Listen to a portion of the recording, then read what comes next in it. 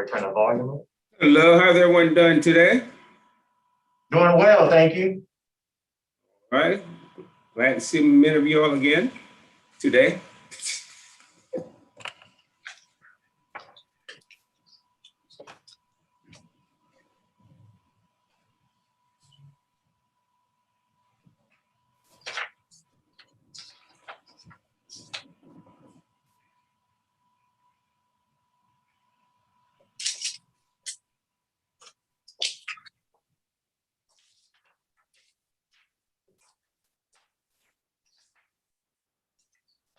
All right, it's close to that time.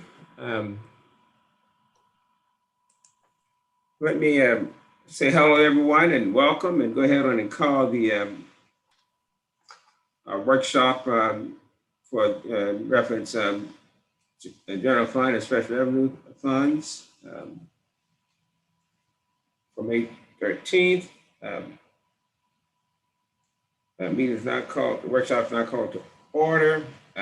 Ms.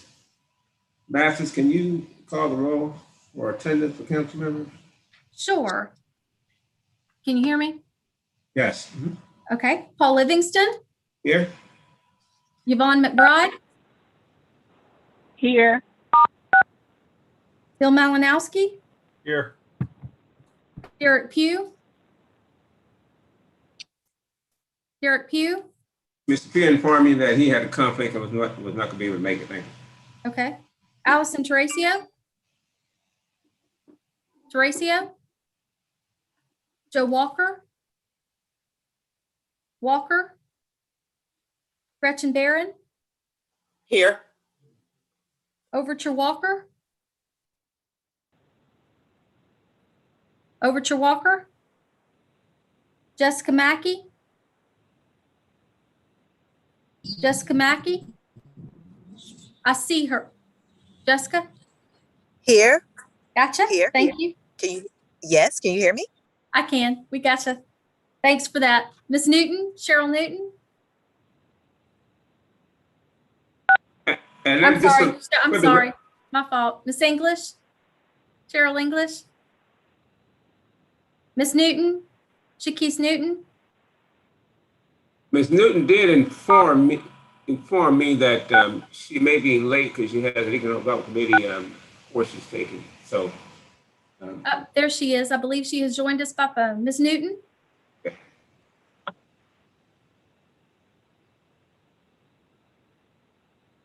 We have a quorum.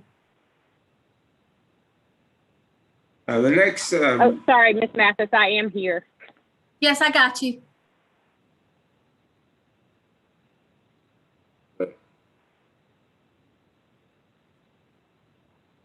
next item is the adoption of the agenda for our work session this afternoon. Chair entertain a motion for the adoption of the agenda. So moved, So Mr. moved. Chair. It's been moved and promptly with second.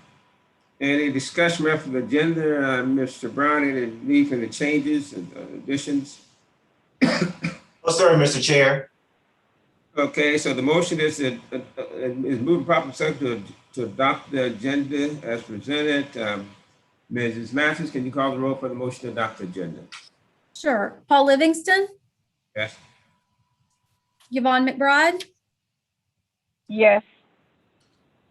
Bill Malinowski, Well, I didn't see it, Mr. Chair, but how bad can it be? Yes. Derek Pugh, Ms. Terracio, Joe Walker, Gretchen Barron, I'm with you, Mr. Malinowski. I didn't see it, but we're going along with it. Yes. all right. Overture Walker, Jessica Mackey, Yes. Cheryl English, Shaquise Newton, Yes. motion passes. At some point, can someone pop an agenda on the screen? I don't want my colleagues who don't have an agenda not to have one at some point. And Mr. Chair, I'm going to, for the benefit of those who are on the call, I'm going to read the agenda items, just so they at least have the opportunity to understand what order we're going to go in. And then the screens that we go through will follow that pretty closely. All right, good. That'll work.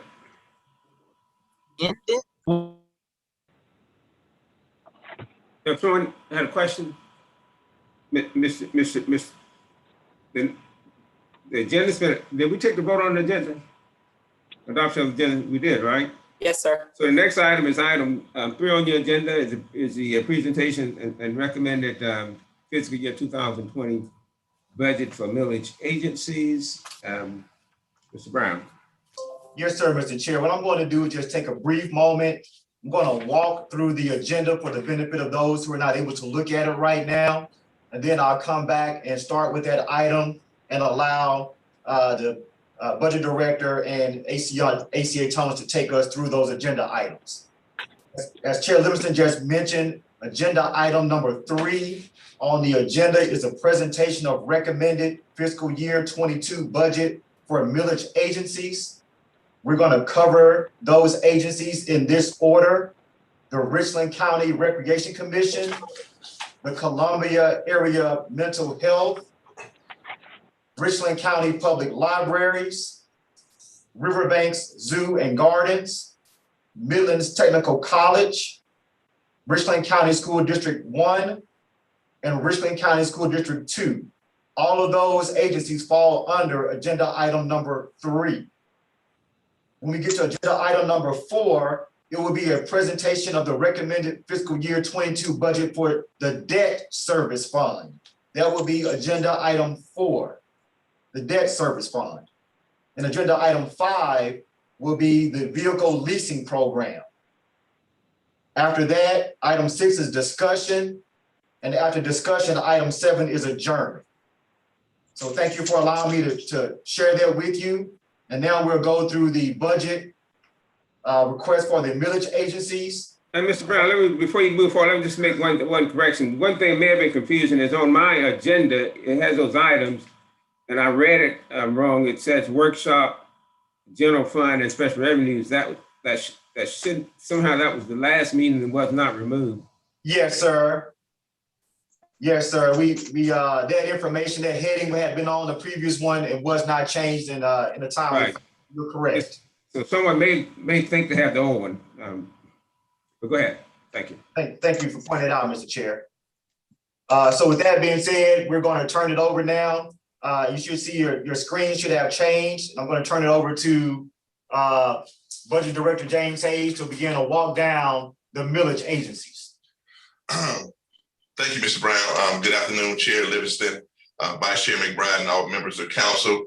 In the budget book, page 178, I know some members still like to look at the budget book, is the information that has the millage agency information. You also see it on the screen. The only difference between what's in the budget book and on the screen is when we prepare the budget book, we don't have the millage agency request numbers. So what you see on the screen and what ACA Thomas sent out yesterday shows page 178, 76 updated with the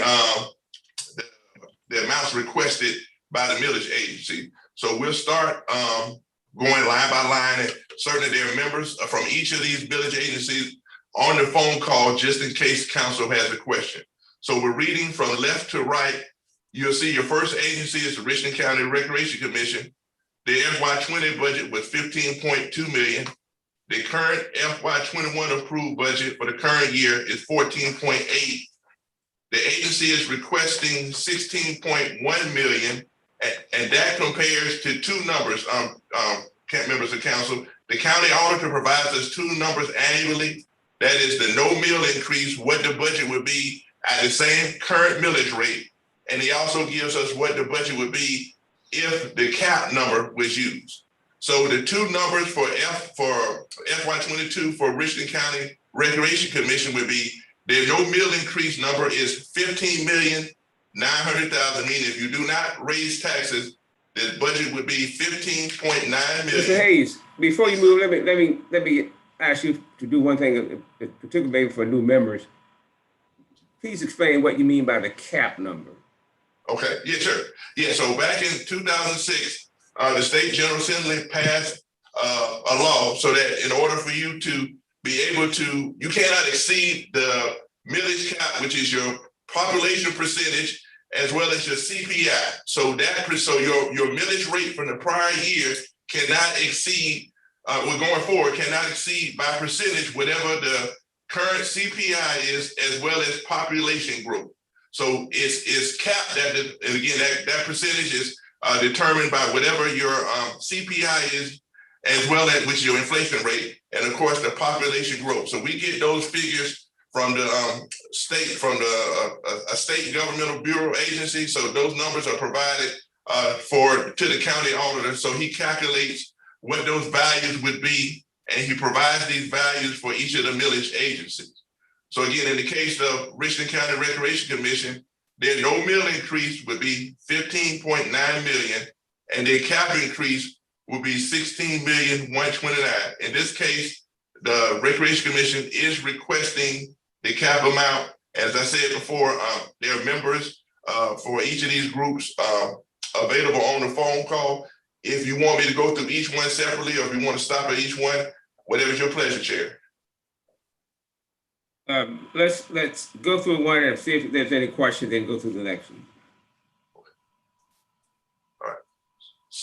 So we're taking questions after each one, or just go through the whole one? Yes, after each one. After each one. Okay. So anyway, so that's, so are there any questions for, as pertaining to the first one? Any questions reference the information regarding the Recreation Commission? Ms. Barron? Yes, so I do have a couple of questions here, and whereas it's been brought to my attention by many of my constituents about the condition at the Park Lane tennis court. So I do see the proposal there in the packet that was sent to us, but I also want to, I have a couple of questions. Where is this included in the budget? The repairs specifically for Park Lane? Does this budget reflect that? Good afternoon, Ms. Barron. This is Brandy James with the Richland County Recreation Commission. We have budgeted for fiscal year 2022 capital improvements of approximately $350,000. When we prepared the budget, we did not have those numbers or those figures related to the tennis court. So I believe that that information that was provided to you was to alert you that we had been contacted by some constituents during our public meeting, and also to further some discussion as far as funding those particular repairs. Oh, okay, I understand that. I guess I'm a little surprised, as this is a priority, that it not even a estimate was included in the capital improvement for such a project that's obviously been on the table for a while. Again, the information that was provided to us during a public meeting was not available at the time that the budget was being prepared. But however, Ms. Watson, I believe, is on the call, and I believe she could also provide you with other additional information as it relates to that particular capital improvement project. We have been working with our staff all year to develop our capital improvement plan. However, with the recent pandemic and other budget cuts, we haven't been able to actually fund some of those projects. And so again, that proposal was provided to us after the budget was prepared, and that proposal or that cover sheet was to further other discussions as far as being able to fund that particular improvement. And I don't want to belabor the point, but I just want to also say that, so when you say further discussions, meaning that an amended budget is needed or additional funds are needed to support this project? Yes, ma'am. Additional funds would be needed to support that project. And I'll share with you, Councilwoman Barron, from your perspective. Yes, ma'am, we do recognize that this has been a priority for a number of years. And unfortunately, because of the way that our operating budget is set up, it is a separate document and funding mechanism from what we would call capital improvement, which this is what the tennis courts would be. So what we have been doing is funding that line item that Ms. James just shared with you, and we usually max it to that 300. So we would take whatever we could to fix what we could out of that amount. This request also came from discussions from the constituents. If you see within that documentation, they were working with us to assess the best way to address this issue. And we have been working through our procurement even since you have received that. And we think that we even have a lower number that we can present. However, it was not included in our regular operating because of the large cost. And it was shared with us that there may be an opportunity for a special allocation to assist us. We have applied for grants, but unfortunately, because of the pandemic, we were not approved. But we do feel that in collaboration with the county, we could possibly decrease that number that we submitted to you because of recent developments that we found through our procurement process. Thank you. And Mr. Chair, if I could just have one other additional question specific to line items of athletics and. Can I follow up on the one you just? Oh, yes, sir. Yes, sir. Then move to that one. My suggestion would be is just to ask the Recreation Commission to review that. They got a lesser cost of that to present something in relationship to that. But we're also talking about a one-time expenditure, correct? Yes, sir. And make it very clear that this is the one-time expenditure you're requesting, and here's specifically. Yes, sir. This would bring these facilities back to the level of not only community play, but to tournament play, which could thus feed into our sports tourism, into our own county tax dollars. So this fund is a one-time request that would allow us to do that. And Ms. Barron, I agree with that. That's my main concern is the fact that it is a destination site for tournaments and so forth too. So great. Yeah, so I would. Yeah, that's why I wanted to bring it up, because it is noted as one of the flagship tennis courts in the area. But just to two very similar items under program revenue with the athletes and the under marketing, program and marketing, it looks like from FY 1920, these numbers are almost tripling in FY 21-22. What are we doing differently as it relates to athletics and marketing that would cause such a large increase? That is a very good question. Thank you, Councilwoman Barron. What we have experienced over the last year with the pandemic, as we all were charting those territories that we weren't familiar with, what we did see across the country, including here in Richland County, was an increase in outdoor athletics. Because of the limitations of being indoors, individuals were flocking to the outdoors. I will say that we have major assets here in our county that we have not properly advertised, so that we can be one of those destination communities where we're able to bring in large tournaments that can help fund some of the repairs and things that we need to have done, but also create a constant revenue stream. This is something that had not been identified before. But in order to compete and to bring those organizations and those individuals in, it does require better marketing and a commitment on our end to encourage individuals to come to our community.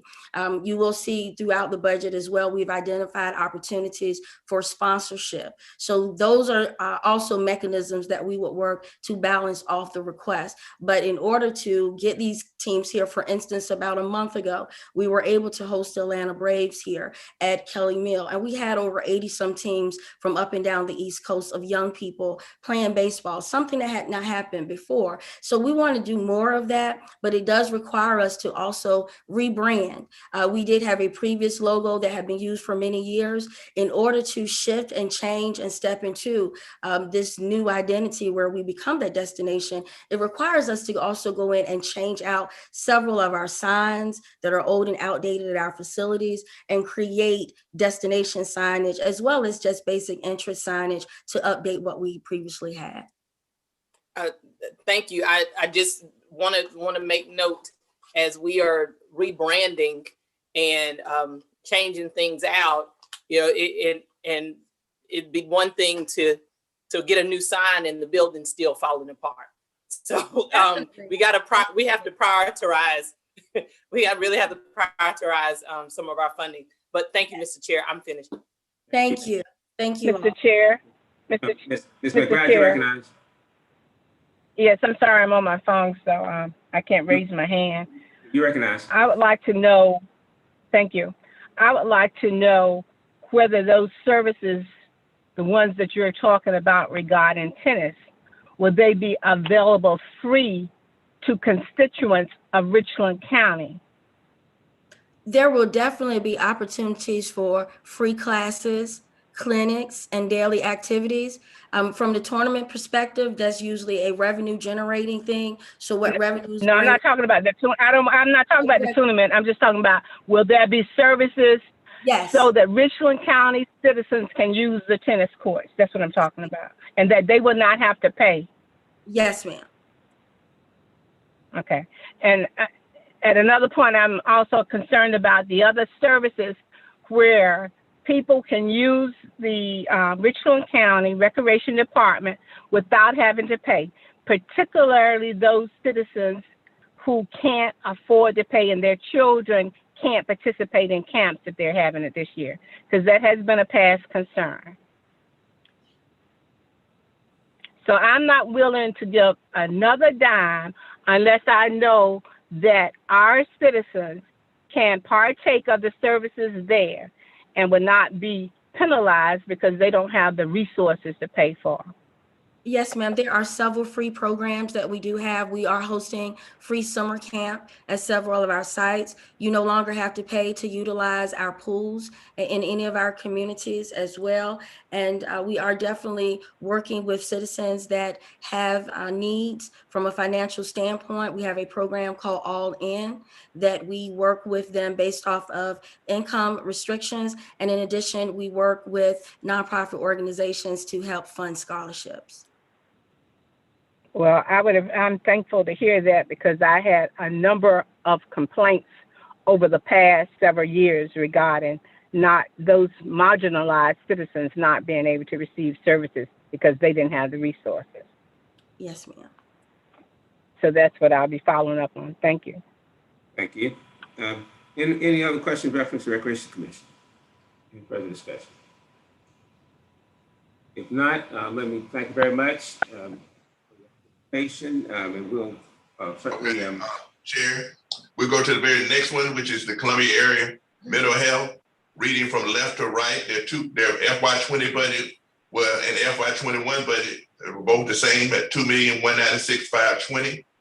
The county auditors both no mill increase and cap amount is the same because this is such a small entity with a very small millage. So their requested amount is the same as what the auditor, which is $2,462,500. And I'll stop right there just in case council has any questions for members of the Columbia Area Mental Health. any questions reference to Columbia Area Mental Health?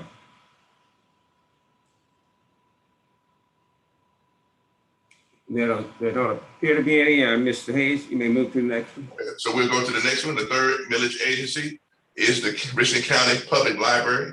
The FY20 budget was $29.3 million. The current FY21 budget was $27.8 million. And the county auditor has put forth a no mill increase of $30.7 million and a FY22 cap increase of $31,045,000. And the agency is requesting the no mill increase of $30,700,000. I'll stop right there for any council questions. Any question reference to the library request? Mr. Hayes, you may proceed. Okay. No questions. Next one is the Richland County, Riverbank Zoo and Garden. The FY20 budget was $2,346,566. FY21 current budget $2,222,100. County auditors no mill increase and cap increase is the same, $2,625,000, which is what the agency is requesting. $2,625,000 is the zoo's request. I'll stop there for any council questions. Anyone have a question before I ask my question? It says, I noticed that no millage increase proportionately is much higher than the no millage increase for the others. For the zoo? For the zoo, is that because, well, I know they're funded by the entities too, but what account for that? Yeah, as you recall, well, you see, because the zoo has such a small millage, there is no increase for this year, but I guess you're talking about the dollar amount from the current from 21 to 22. The 2.2 million to 2.6 million? Yeah. And if you, I don't have it right in front of me, but if you can recall, council asked a lot of the agencies for the current year to come in with a reduced amount. So I without looking at it, I would venture to say that the zoo probably got less than what the county auditor put forth. But again, I don't have those numbers right in front of me from the current year, but I certainly can look that up, sir. Okay. Thank you. Okay. Question reference to zoo. Okay.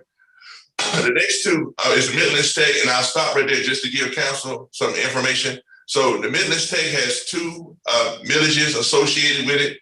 There's the operating millage, and then they have a combined debt and capital millage. So that's why you see two numbers for Millage Tech. So we'll start with the very first one, which is for Millage Tech operating.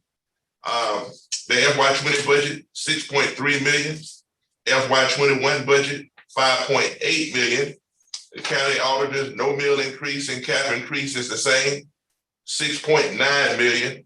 And for the operating budget, Millage Tech is requesting what the county auditor is putting for the $6.9 million. I'll stop right there for any questions on the operating budget for Millage Technical College. Any questions about the operating budget of Millage Technical College? I don't see any hands. Mr. So the next one is their capital budget. For FY20, that was $3.4 million. For the current year, FY21, $3.5 million. The county auditors, no mill and cap increase is the same, $3.6. The agency is requesting that amount, $3,630,000 for their FY22 budget. And I'll stop again if there are any questions. Any questions reference Millage Tech capital budget?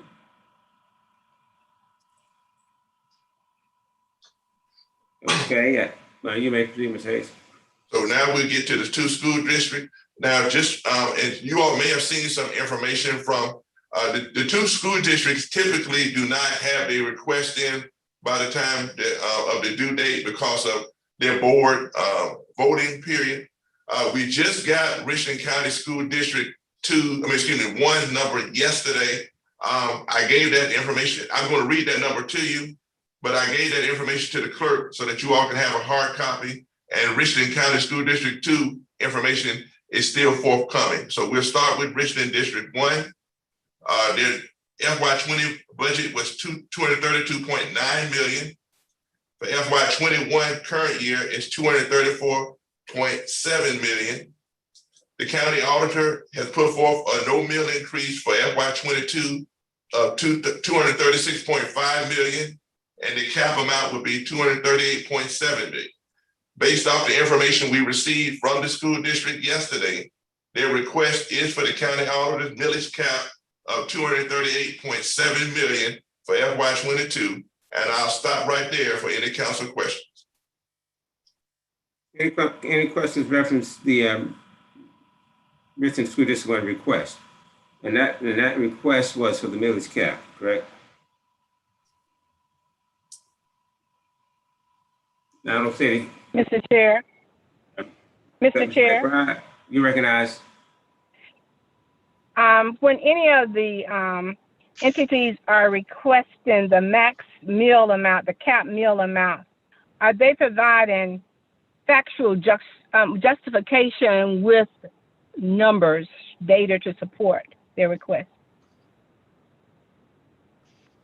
There should be a member of School District 1 on the line that can answer that question, Chair, if they can be recognized. Yes. Well, and I'm speaking. Go ahead, Ms. Okay, excuse me. I was speaking for all the agencies. Hello, can you hear me? Yes. Mr. McBride, what we will do is we'll go, since we're near the end of the list, we'll go to the end of the list and we'll go back. Go ahead. Yeah, Mr. Chair. Mr. Chair, I just wanted to know from Mr. Hayes, were documentations included, not for explanations at this time? And that's for any of them, not just one, right? Right. So. Right. That question, because obviously these documents are not prepared by my offices, so how much detail they have. But I will say, Ms. McBride, yes, each agency does provide a packet which we submitted to council last week for all agencies, with the exception of the school districts. The school district 1, as I mentioned, this got theirs in yesterday. Those packets will be forwarded to council. But again, I have not gone through them to see if it does provide the justification. So that's why I wanted to defer to a member of the school district. But just to answer in general, yes, those packets do have information, but how much detail, madam, I can't say. Okay, because that's what I'll be looking for when we get ready to vote on these. Thank you. Thank you, Mr. Brown. Anything else reference to Richland 1 and Richland 1's request? Then that brings us to Richland 2, Mr. Hayes. Yes, and the very last millage agency, Richland County School District 2, as I mentioned. Mr. Chair. Okay. Ms. Newton, you're This is Ms. Newton. I apologize. I had my hand raised. I would be curious. It does look like we have someone from Richland 1 on the line. And so I would be interested kind of in a broad information in terms of the request of the budget cap and also what the financial situation looks like for the schools, both in light of changes that have happened because of COVID, but also in light of the influx of federal dollars that are also coming in. Do we have someone on the line for Richland 1? Will there be an opportunity? Answer that question from my colleague. Mr. Chair, members of County Council, this is Craig Witherspoon, Superintendent Richland 1, and we do have at least one Commissioner Harris that is on, and we do have our Budget Operations Chief, Mr. Ed Carlin, as well as our Chief of Finance, Ms. Sherry Matthews Hazel. To the one council member, McBride, we did submit the document to council that outlines that information in terms of our request. To Councilwoman Newton, we have that information and outlining, of course, what we're asking for and why. With regard to the federal dollars that are coming, some we have received, some additional that's forthcoming.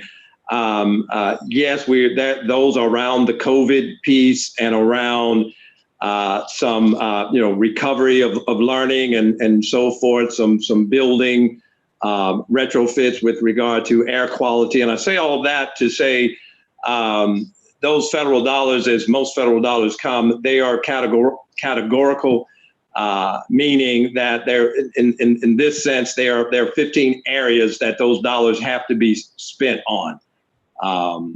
And given COVID, given what we've had to do around PPE, personal protective equipment, around the thousands of laptops that we've added because of COVID and so forth. Those dollars are used for that as well.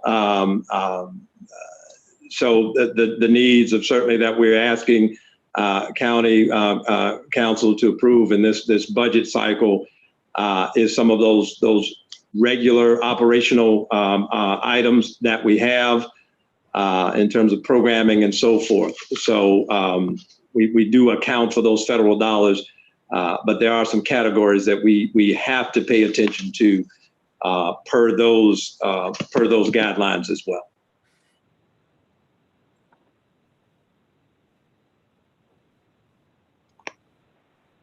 Thank you, Mr. Chair. I will take a look at that document that Mr. Hayes mentioned.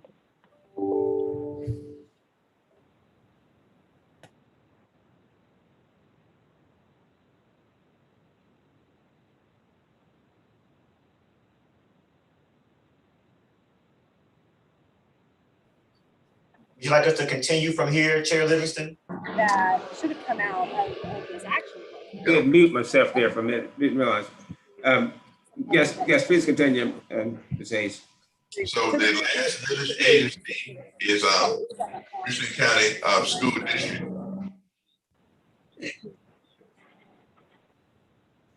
That guy called safety on Monday too. Whatever happens that Monday. Has yet to reach us at the moment, but we'll read from left to right.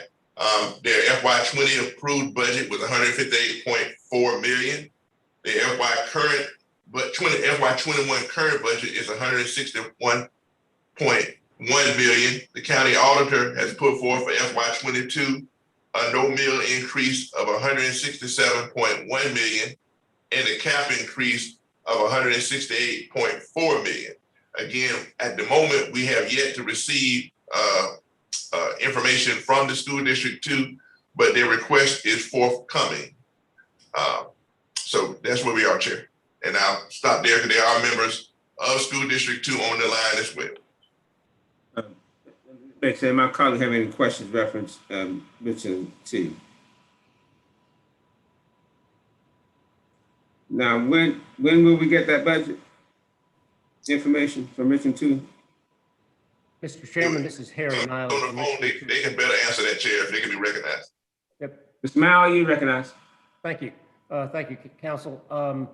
We are planning to have a board meeting on May the 25th, and that'll be our first reading. Our board will give first reading to that budget. Unfortunately, I think you've probably already seen that the legislature has adjourned debate on the budget until mid-June.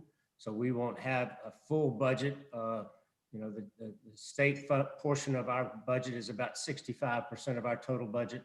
The percentage of our budget that taxes are generated from the millage rate is about 1/3 of our budget.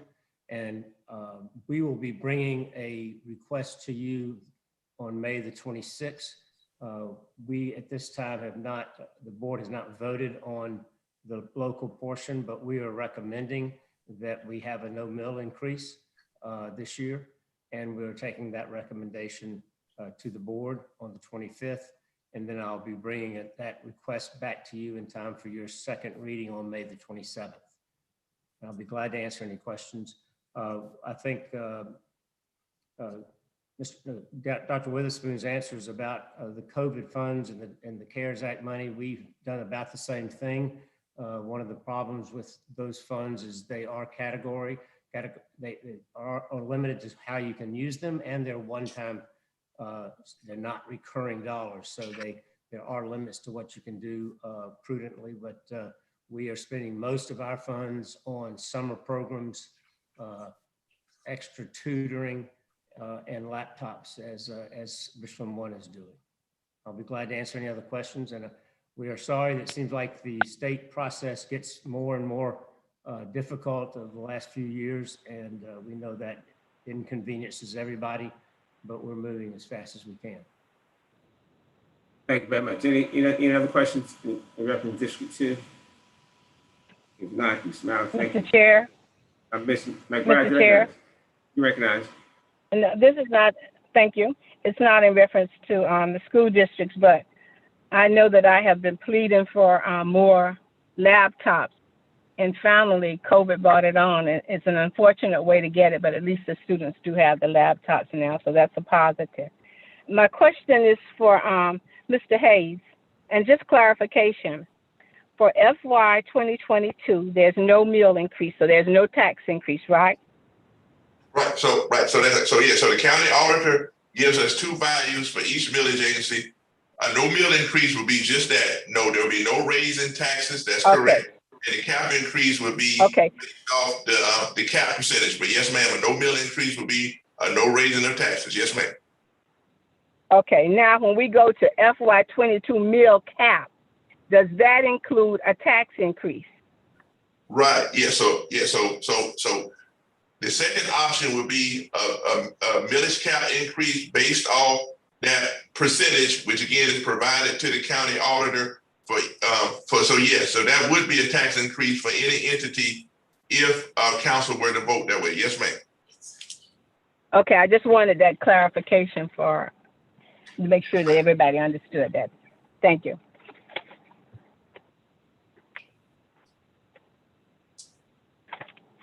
Mr. Hayes, aren't there some instances though where the millage increase and the cap increase is the same, end up being the same amount? I'm sorry, Chair, can you say that one more time? Aren't there some instances where the cap and the mill increase can be the same amount? Right. So if there's and again, I don't want to venture more so with the county auditor, but if you keep it at a no mill increase and then there's an increase in value, there's automatically an increase in value just because of the assessments, the property values themselves going up. So that's where the additional increase comes from without actually raising tax. Okay. And that's indicated on the sheet. We can see that. Any further questions about District 1, 2, or just millage agents in general? If not, now we have at the bottom of the sheet, we just have millage agents total. We'll go through each one of the items, agencies. Any general questions about millage agencies? Any particular general questions regarding millage agencies? Mr. Chair, I don't have a question, but I do have a statement. Go ahead. You recognize Ms. Marion? This must be me. Are you muted? Okay. I apologize. I think my internet's doing something real crazy here this afternoon. But I just wanted to say to the millage agencies that did prepare documents at length and gave us details, it was extremely helpful. And I just wanted to thank them for doing so. Any other questions reference millage agencies? If not, Mr. Brown, we may move on to our next agenda area. So Chair, the next section is, of course, debt service. And so for the benefit of some new council members, obviously, the millage agencies and the county incurred debt. And of course, the debt has to be repaid. And of course, often there's there are debt schedules where we repay the principal and interest over a period of time. So what you'll see on the slides is what's due for the county's debt and for the fire services and for the various millage agencies over the next 2 years, particularly FY22. So we listed the county's general obligation debt. And again, if you're following your budget book, it's page 174, but it's also on the screen.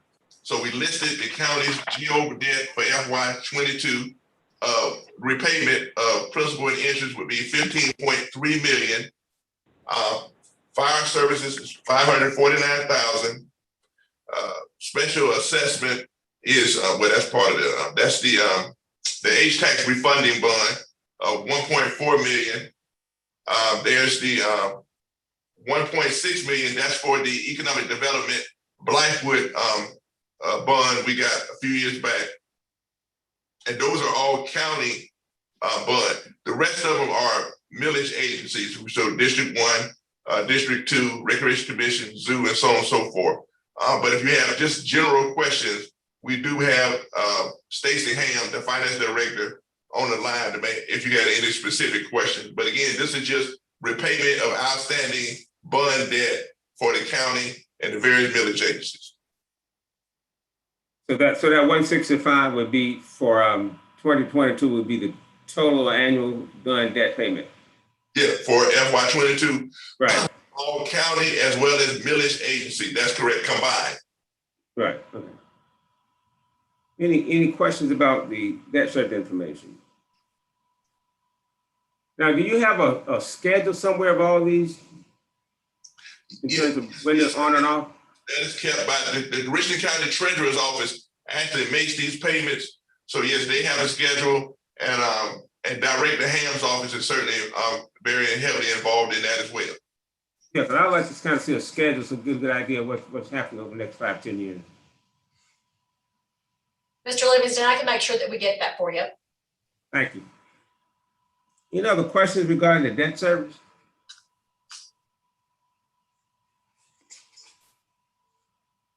If not, that brings us to our item number 5 on our agenda. That's the presentation of a recommended fiscal year 2022 vehicle leasing. Mr. Brown? Yes, sir, Mr. Chair. So County Council, I believe a few years back, if not longer, had been looking at, instead of continuing to acquire vehicles or purchase them outright, whether or not it would make sense for us to look at a leasing program to help stretch our dollars and to keep our vehicles newer. And so with that being said, our Director of Risk Management has been working on this project, her and her team, and we're at the point now to where we want to present this information to council, and we believe that we have a mechanism also to fund this and move forward with this project that has been in the works now for some time. So we actually asked Director Brittany Hoyle to come in and share this information with you all. So I'm going to allow her to address the council. Thank you. Thank you. Good afternoon, Brittany Terry. I would like to first start by saying that even though today we are focusing on the financing aspect, the leasing program really is part of our larger fleet management program, and incorporating that would allow us to continue to increase overall efficiency. So again, we're focusing on the dollars and the cents today, but this really is part of our larger strategy. I'll start by giving you a little bit of background on our current situation, which is that the age of our fleet is negatively impacting our budget, operations, and even safety. Our current average age of the fleet is about 7 years, but at the purchase acquisition rate we are at now, it would take about 11.6 years to cycle the entire fleet. So as we go on, that average age of 7 years would be stretching to about 11.6. And again, that's given the current rate. Older vehicles have higher fuel costs, maintenance. They tend to have increased downtime, which also leads to decreased productivity. And that really kicks in with the distinction between contract and non-contract expenses. We have a contracted life cycle based on vehicle type with our maintenance provider. Once a vehicle reaches a certain age or mileage and falls outside of that life cycle, we pay that those repairs, maintenance, anything for that vehicle from our non-contract budget line. So while keeping those vehicles newer keeps them within the contracted life cycle, and we don't pay extra, if you will. Anything that falls outside of that is an extra expense that were the vehicles newer, we could completely avoid. And then further, due to the budgetary constraints, this is something that year to year has fallen to be inconsistent. So it, maybe 1 year we're replacing a certain number of vehicles and the next we're not replacing any. So that consistency is really key. Our objectives are to identify effective life cycles that maximize equity at the time of resale. So you will find that we are recommending to replace some vehicles maybe even sooner than their expected end of life cycle. And that's purely economic. That's because they're worth more at that point in the life cycle. And it's actually advantageous to the county to sell the vehicle and replace it rather than keeping it longer. So the goal here is to shift from reactively replacing inoperable vehicles to planning and being proactive in our purchase plan.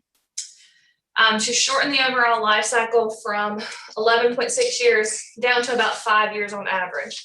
So again, for some vehicles that would be less than 5 years, but really 5 years would be the cap on most vehicle types.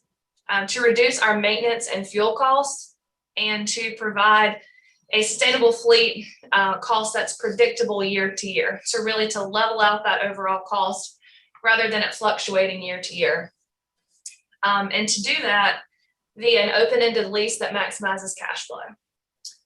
And then another primary objective here obviously would be the safety aspect I mentioned previously.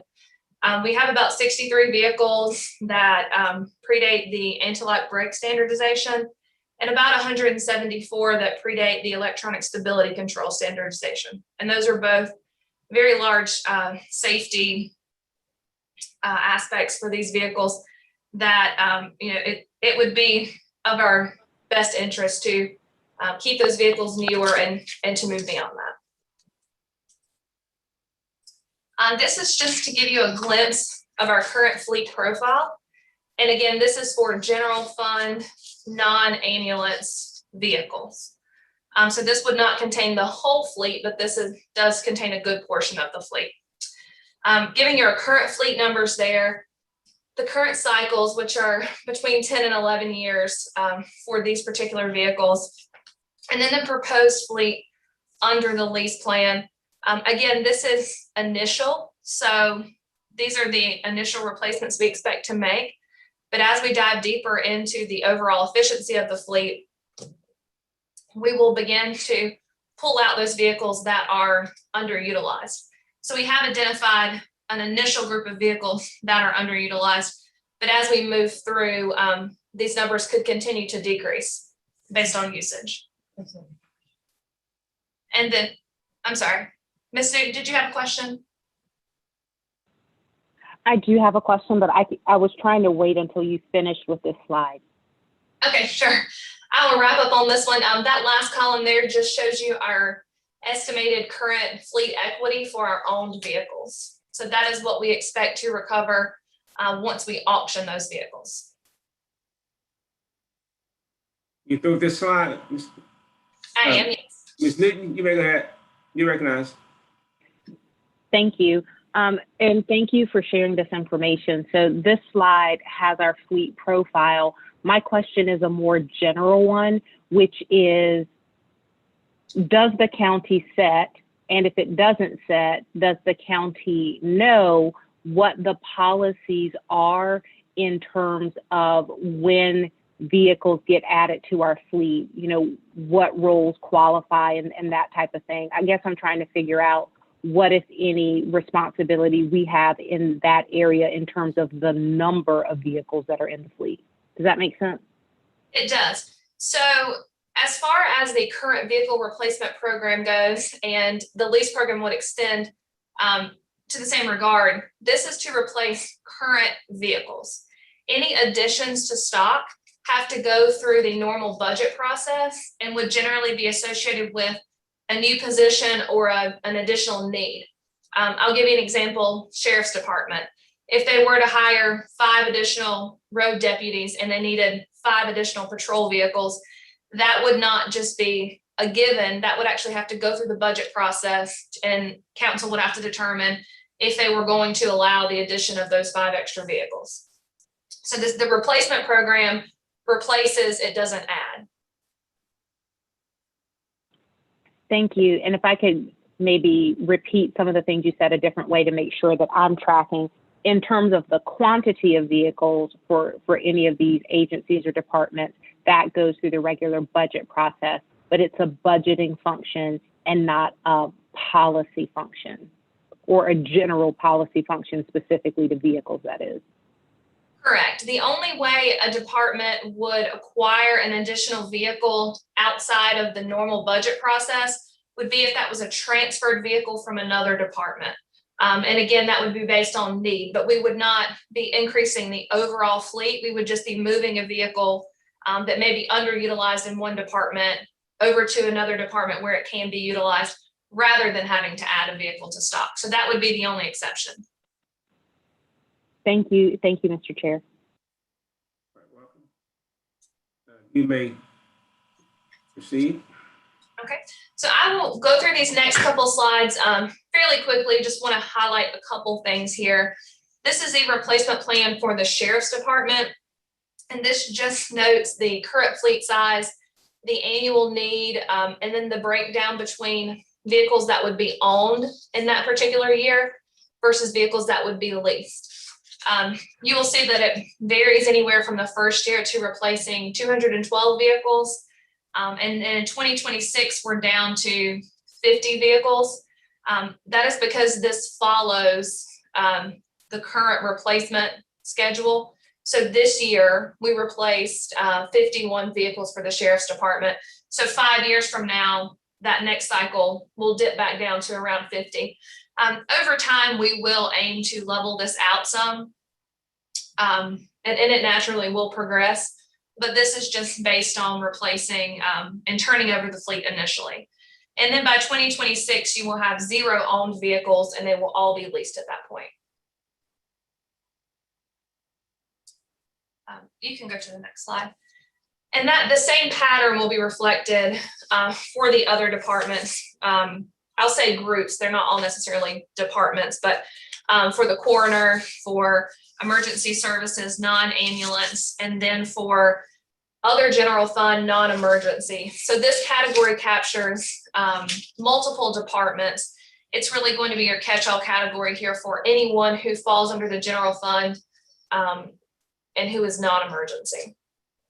So again, you will see that there is an initial decrease for some of these groups, again, but we will continue to look at those numbers based on usage as we move forward.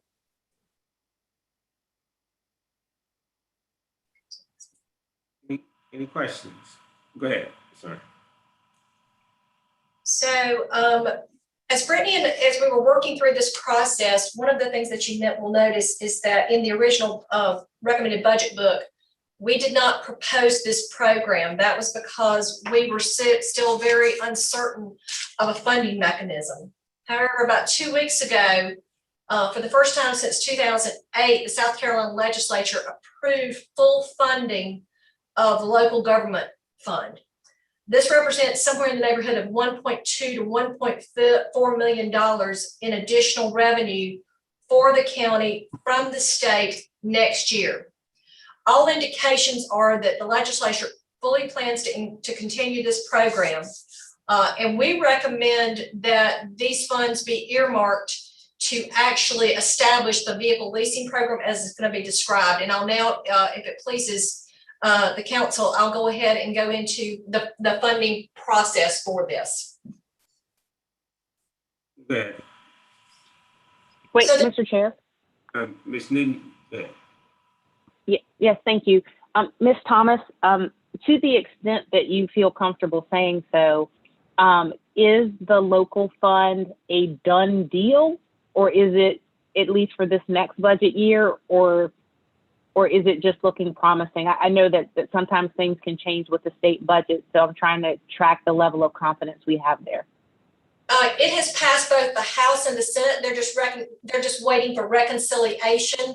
That's where the $1.2 to $1.4 million range comes in. Numbers that came out of the House were in the 1.2 range. Numbers that came out of the Senate were at 1.4. So once they reconcile those numbers, they will be funded. Thank you, Mr. Chair. So two of the savings that Brittany pointed out that we have researched and have found both our staff as well as market experts that actually do these types of lease arrangements point to are savings from maintenance and from fuel.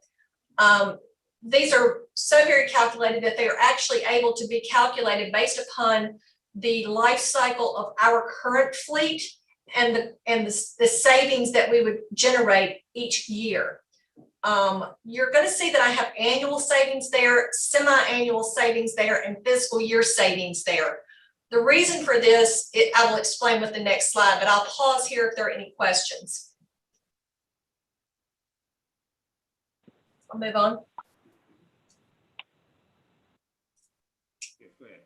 So what you see before you now is actually the least cost analysis with a cash flow plan. You'll notice that in 2022 we do suggest that we replace 212 vehicles. On this chart, each year is then broken down into two columns. The lease column, which is actually the lease value or the lease cost that we would incur with these vehicles estimated. The next column is the sale and equity value. This is what we would generate by actually turning the vehicles that we currently own or that we would have on a lease at a later date. That would then lead you, and this is by department, that then leads you down to a line called net after prior year sale and equity. This is our net of the lease value after we sell the vehicles. You'll notice in year one that there is no change there between the lease value and the prior year sales value. We would assume that we would have to carry all of that into year two, as it would take us about a year to actually implement this program fully. Therefore, in year one or in year 22, we would really only incur the cost for about 106 vehicles rather than the 212 that we show in the lease value. Currently, we also have a vehicle replacement fund.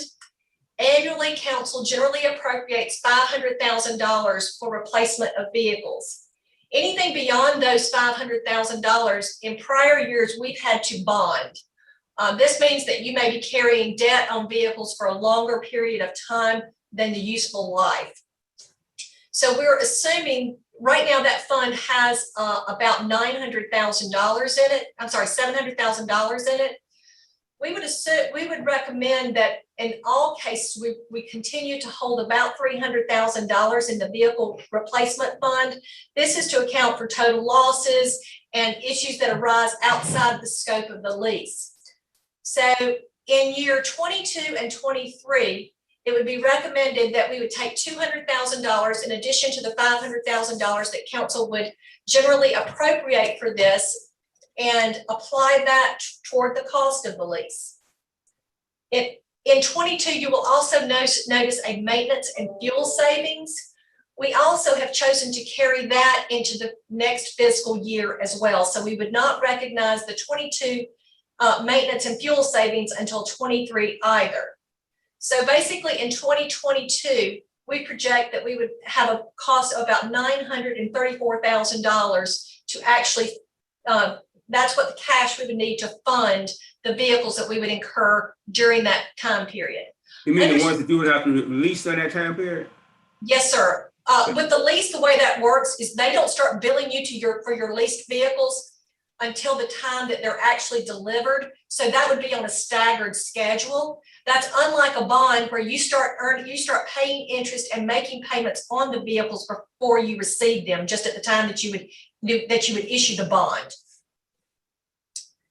In 2023, you can see the scenario there is that we would carry over the remainder of 2022, which in this case, we've moved all maintenance savings and sales savings into 23. So we actually would have the remaining $924,000. We would again apply $500,000 that council would generally have appropriated in the form of the vehicle replacement fund, an additional $200,000 from the vehicle replacement fund.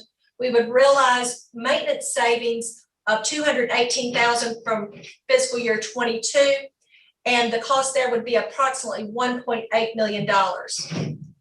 Thereafter, the formula becomes very consistent. You would always take your fiscal year, which in this case, that the formula at the bottom, fiscal year 23 net after prior year sales equity, divide that number by 2 because you're always going to be running 6 months behind. You take fiscal year 24 net after prior year sales equity, divide that by 2. Subtract out the $500,000 that council would generally have appropriated, and that would leave your total. You would then subtract from that the maintenance and fuel savings from the prior year to actually come up to your total number for fiscal year 24, which is my example, which would be $3.2 million. This continues out. We've actually projected this through 2028. We realize that in this middle one of 25 and 26, there are a couple of years that are relatively significant.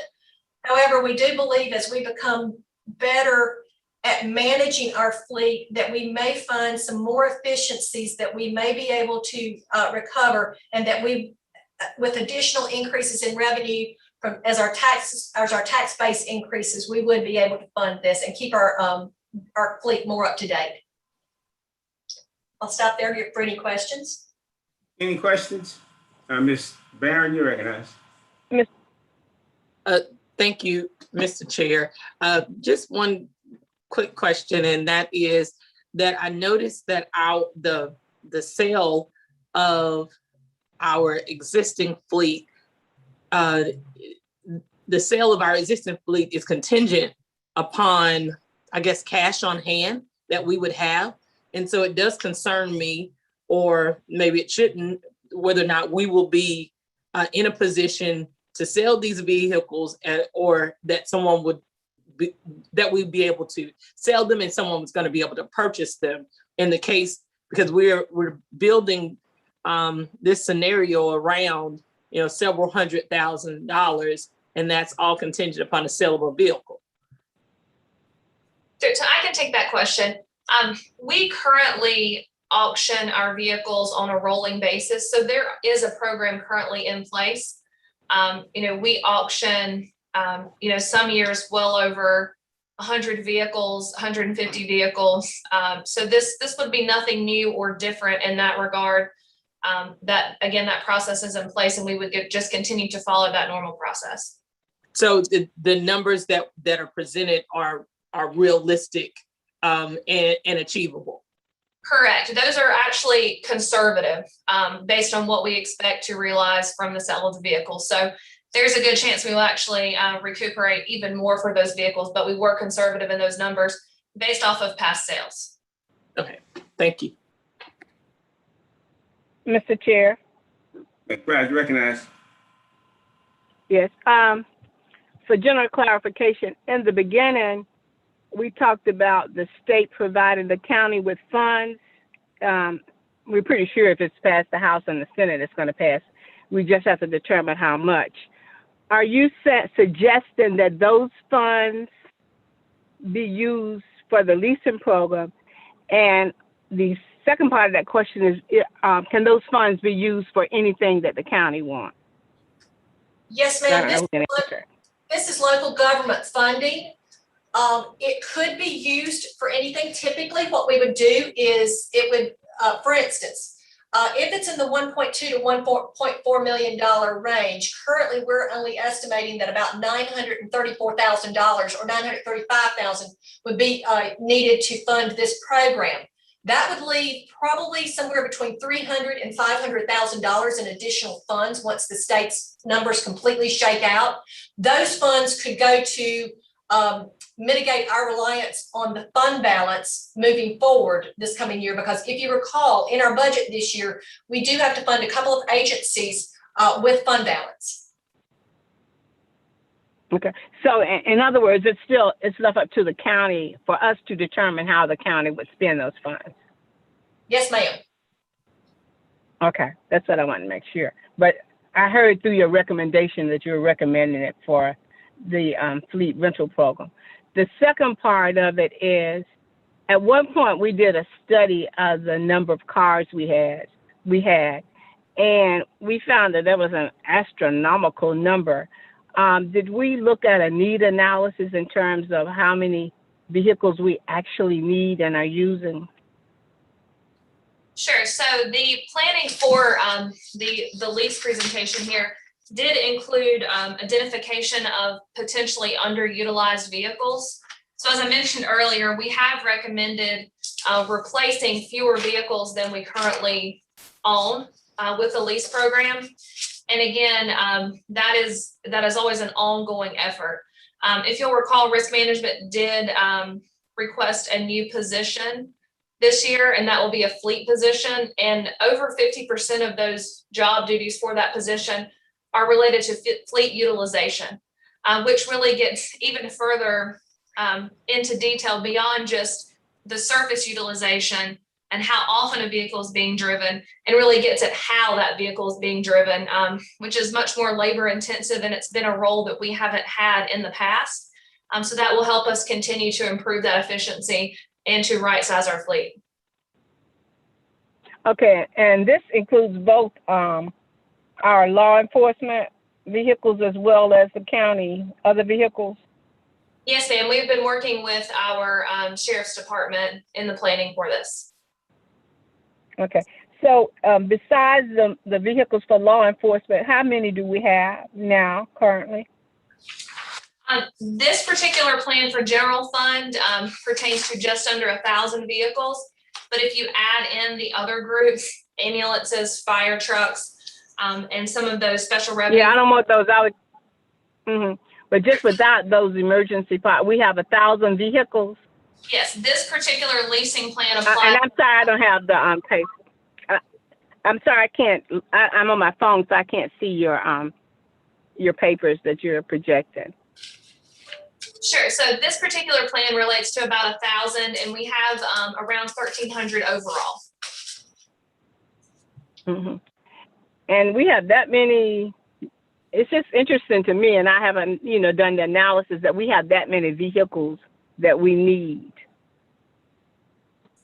Ms. McBride, this is Leonardo. Yes. I think I think that what you're getting at goes back to a question that Ms. Newton also raised, and what Director Terry is also, we talked about briefly early on the call, is that there are some recommendations that we believe will be helpful in terms of overall vehicle, I guess, not only purchasing, but the maintenance and the like, but part of that will come back down to an overall policy decision, which is established by council as to, how vehicles are these types of equipment, are to be handled. So I'm not sure if in the past, to answer the question that was kind of addressed earlier, where the council ever gave any direction for the overall utilization or acquisition of vehicles as a whole from a policy perspective, or whether or not agencies were just able to use budgeted funds that they have within their pots of money to acquire vehicles. So some of those types of things can grow over time. And so as we go back and dig into this, I think we can come out on the other side with some of those things, but really that will require some level of policy decision if we believe that we have too many vehicles, and beyond just determining that number, if we want the county administrator or whoever else to give an account for each vehicle that they have, I think that's going to require more than just me telling my particular staff that they have to give an account. They will require some policy level decision at the council level. Yeah, it just seems, I don't know, how many employees do we have? 2,300. Yeah, so I'm just looking at 1,000 vehicles versus employees. I mean, it just seems like a large number to me. So in terms of calculating costs, I think we need to take that under consideration, is the utilization rate and who has vehicles. And I understand what you just said, and I'm just reiterating it and saying that I think that is important in making a determination on how many cars and the cost for leasing also. That's just a comment that I'm making. Thank you. Yes, ma'am. You think Ms. McBride? Yes, sir. Thank you. Mr. Malinowski, you recognize. Ms. Newton had her hand up first, Mr. Chair. Ms. Newton has asked a lot of questions already, and I'm happy to yield to Mr. Malinowski. All right, thank you. Mine's just a statement right now to try and glean additional information from ACA Thomas. I'd like to congratulate her on being able to totally lose and confuse me in her presentation with this small chart jumping back and forth in fiscal years and agencies and notes at the bottom. I would like to be sent something that describes what you said more in layman's terms, so I have it for others that may want it as well as myself. Thank you. I have been told my spreadsheets can get quite complex. Well, it's not the complexity, it was the quickness and not knowing where you were at the time. It'd be like me trying to tell you how to tune an engine and figure out the firing order and spark plugs, and you've never done it before, and just whip right through it. You're an expert at it. I'm not. Thank you. No problem. Sorry about that. All right. Thank you, Ms. Malinowski. Ms. Newton, you recognize. Thank you, Mr. Chair. And thank you, Ms. Thomas. This was a very comprehensive presentation, and I know that I will be watching this video again to acquaint myself. I have a really basic question, which is, I can see the depth that went into these projections. Have you also included variations in mileage and fees that we might have to pay as part of your projected cost savings? For example, a county vehicle of somebody who's in building services might drive a certain amount of miles annually versus a vehicle that's used by the sheriff's department, where I have no idea what kind of mileage they drive, and I don't know if it's that consistent. How, if at all, are those ranges incorporated into your estimates? Yes, I can take that. So yes, they are. This was actually taken down to the, not even just a class of vehicles by department. This was taken vehicle by vehicle in order to make those assumptions that we used here. And I'll give you an example. The Sheriff's Department actually went through their list of vehicles for replacement for the next 10 years and manually made an assessment on those vehicles, particularly on the more conservative side. So we took a lot of those vehicles that may be larger than necessary, and they actually went through and bumped those back down to sedan, maybe small SUV rather than large SUV. And that, that was for almost 700 vehicles. So this is very much down to the fine details to make these projections. That is impressive, and thank you for clarifying that. Thank you. And there was one more point I just wanted to make in general. These numbers do include equipment for the vehicles, standard equipment. So again, because that is different for every vehicle class, for every department. Again, for example, the Sheriff's Department, that comes down to how the vehicle is used, the region. We have taken those numbers into consideration for the equipment. So all of the basic equipment is included here and will not have to be funded from a separate source. Thank you. And one more quick question that was on one of the previous slides. When you were estimating savings, there were anticipated savings on maintenance, and there were also anticipated savings on fuel. Educate me as to why we would have less fuel with a leased vehicle versus with a vehicle that we own. It's not necessarily because the vehicle is leased versus being owned. It particularly ties back to the age and the efficiency of the vehicle. So for example, for the category of general fund non-emergency, about 30% of those vehicles are more than 10 years old. So they are not as fuel efficient as they should be. And that's 30% of the light and medium duty vehicles in that category. So we have a lot of those vehicles that we could replace with more fuel efficient vehicles. So again, it's not just about replacing the vehicle with what we had and simply leasing it rather than purchasing it. It's also making that efficiency assessment when we replace it via lease program. Thank you. Mr. Chair. Mr. Malinowski, then Ms. McBride. Go ahead, Ms. McBride. She's on the phone. Let her go. You've been so kind tonight. Oh, thank you, Mr. Malinowski. I would just want to, just a comment to thank the staff, Mr. Brown, Ms. Thomas, and Mr. Hayes, and also the school districts.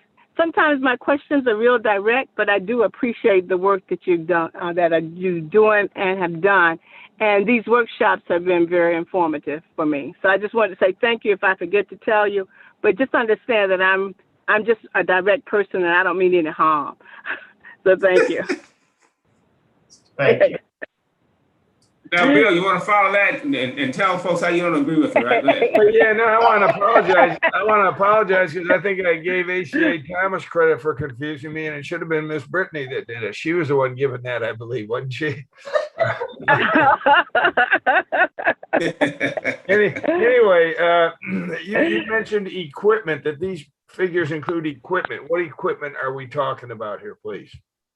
These are on-road vehicles, so this does not include heavy equipment. It would include some of the larger vehicles that are classified as on-road that would fall into that general fund non-emergency category, but this would not include off-road heavy equipment. Another example would be the Sheriff's Department. They have a mobile command station, which is an RV. So that would not be included in the lease program, but all of your other on-road vehicles would be. Okay. I didn't know if you meant things like the blue lights, sirens, radios, or anything like that. That's all separate, right? Sorry, no. As far as I misunderstood your question. Yes, equipment as far as lights, sirens, computers, radios, that is all included here, and would not have to be funded separately. Okay, thank you.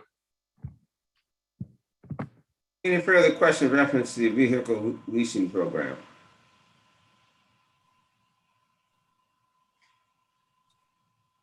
Okay, if not, the next item on our agenda is discussion.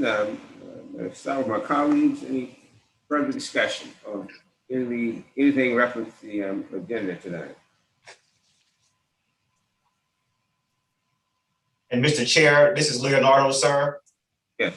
I believe you also had a couple of individuals or entities that signed up to address the body at this session. So when you're ready for that, we want to make sure that we give them appropriate space.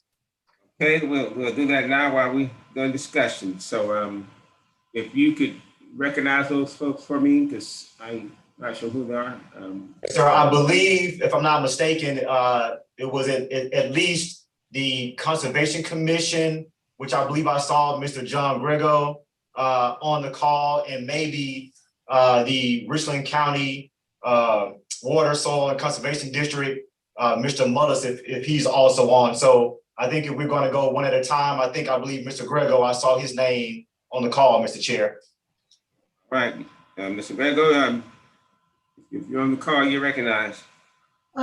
Hi, I believe we wanted to have Kenny Mullis speak first. Who is Kenny? Okay, I'll go first then. My name is Kenny Mullis. Good afternoon, Chairman Livingston and members of County Council. I'm the chairman of the Richland Soil and Water Conservation District, and I appreciate this opportunity to address you today. Up until now, we have always worked in concert with administration to develop an accurate and responsible budget to propose to you. However, for reasons that I don't understand, this year we were intentionally excluded from that process, and that's why I'm here before you today, scrambling to communicate our needs to you in 2 minutes. I'm grateful that Administrator Brown has opened the line of communication with us. We had a very lengthy conversation yesterday, over 2 hours, and I think we both clarified some misconceptions. However, we have much more work to do. For the last several decades, you have been investing in our partnership by providing staff for our programs. The district has in turn leveraged those staff to bring operating funds to the table, averaging $65,000 per year for the last 10 years. The successful accomplishments of our partnership have served thousands of residents. You may have heard from some of them recently. Due to our talented and dedicated staff and the great rapport that we have with other partners at the local, state, and federal level, We have gone from convincing entities to grant us funds to having them call us asking if we would accept their funds. Our service is currently limited by the amount of available staff to procure and administer those grant funds. I ask you to please restore the conservation budget to last year's level so we can continue our work. During the coming months, we would like to collaborate with Administrator Brown to develop a long-term solution that meets the needs of council, administration, the district, and especially our constituents we all serve. Thank you for your time. Thank you. Mr. Brown, who's next? Yeah, I could go next.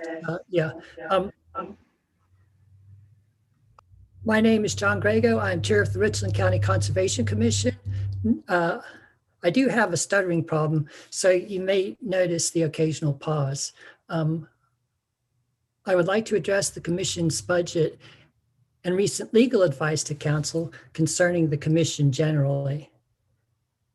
As the advice from legal notes, the commission was created by an ordinance of county council, and it exists, is funded, and serves Richland County's residents at the pleasure of county council. So what's been done with that funding? See, with the support of council, we have initiated or contributed to a number of important conservation and historic preservation goals, including restorations of 701 Whaley, the Curtis Wright Hangar, multiple downtown facades, historic homes, including the Majeska Simpkins and Harriet Barber houses, multiple African-American churches, African-American oral histories, historic markers, conservation easements, thousands of acres of preserved land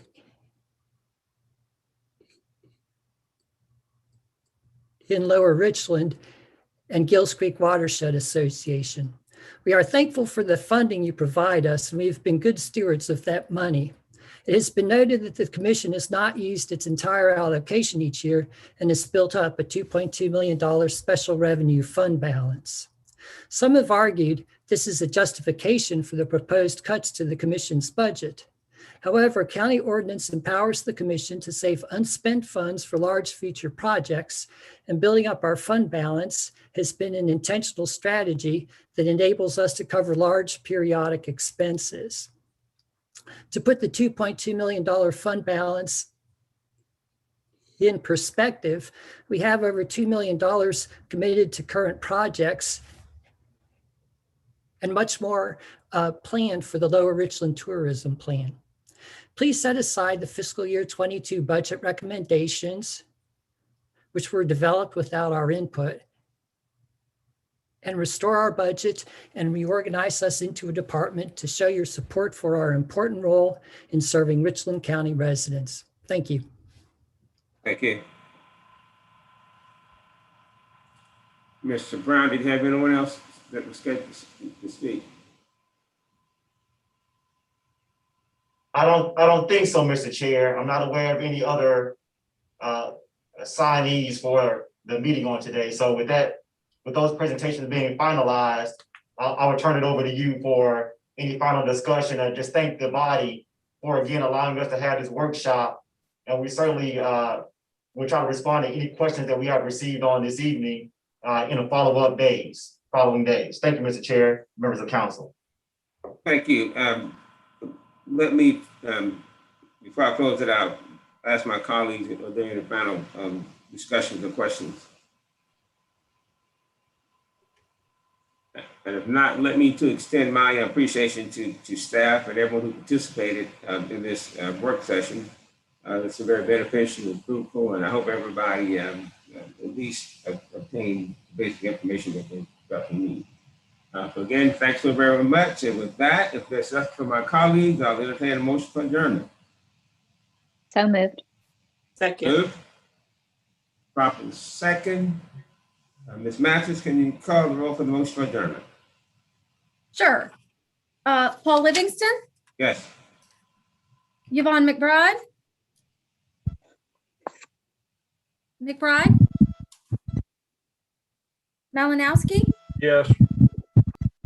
Pugh, Teresa, Yes. Walker, Joe Walker, Barron, Yes. Overture Walker, Mackey, Yes. English, Yes. Newton, Yes. motion passes. Thank you. Means again, thank you, everyone. Means adjourned. Thank you.